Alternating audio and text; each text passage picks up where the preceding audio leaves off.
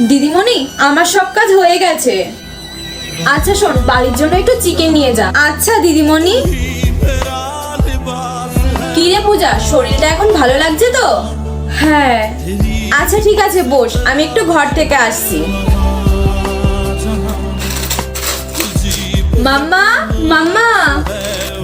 হ্যাঁ মম, বলো। আমি আমার ডায়মন্ড রিংটা কোথাও খুঁজে পাচ্ছি না, তুমি কি দেখেছো?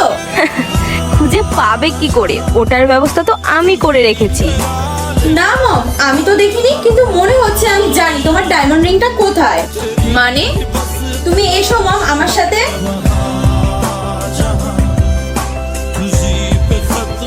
কি করছো মাম্মা তুমি? কি হয়েছে দিদিমণি?